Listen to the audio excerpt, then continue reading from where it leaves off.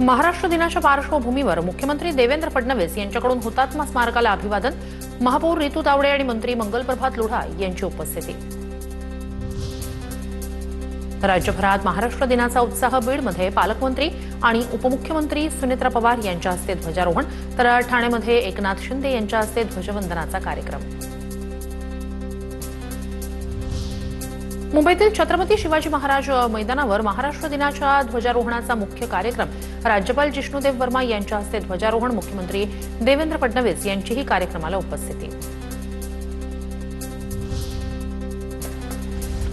उद्धव ठाकरे यांच्याकडून हुतात्मा स्मारकाला पुष्पचक्र अर्पण करत अभिवादन, मुंबईतील हुतात्मा चौकात 107 हुतात्म्यांच्या स्मृतींना वंदन, आदित्य ठाकरे, अरविंद सावंत आणि अनिल देसाई यांच्यासह प्रमुख नेत्यांची उपस्थिती।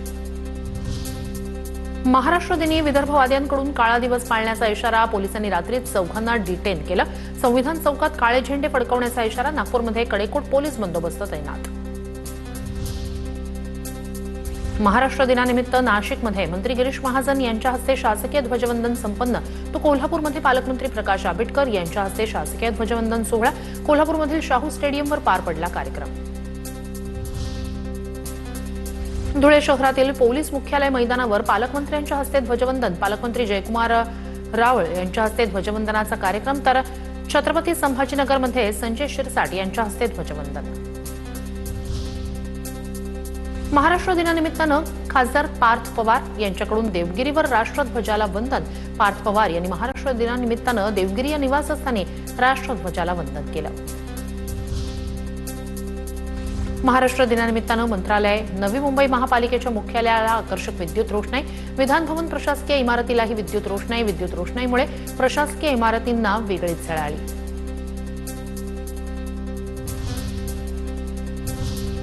आता पाहणार आहोत टॉप 9 राजकीय बातम्या।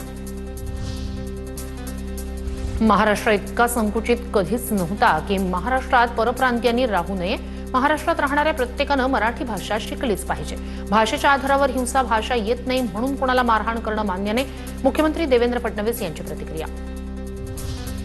मराठी बोलणार नाही हे म्हणण्याची हिंमत येते कुठून? रिक्षा चालकांच्या मराठी सक्तीवरून राज ठाकरे यांचा सवाल, मराठी न येणाऱ्या रिक्षावाल्यांचे परवाने रद्द का केले नाही? राज ठाकरे यांचा सवाल, महाराष्ट्रातल्या राजकीय नेत्यांमुळे महाराष्ट्राचं वाटोळं झालंय, राज ठाकरेंची टीका।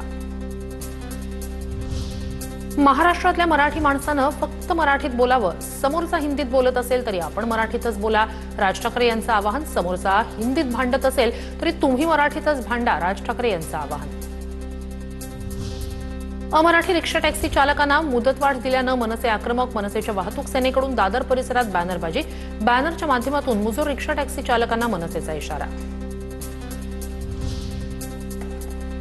महाराष्ट्र दिनाच्या निमित्तानं पनवेल शहरात मनसेची बॅनरबाजी, मनसेच्या बॅनरवर हिंदी ही भारताची राष्ट्रभाषा नाही म्हणजेच नाही असा उल्लेख, तसंच महाराष्ट्रात हिंदी बोलण्याला मनसेकडून विरोध।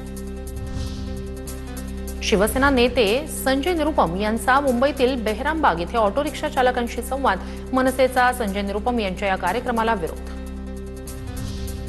झेंडा बदललाय, अजेंडा कायम आहे, शिवसेनेतील पक्षप्रवेशानंतर बच्चू कडू यांची प्रतिक्रिया, उपमुख्यमंत्री एकनाथ शिंदे यांच्या उपस्थितीत शिवसेनेत पक्षप्रवेश।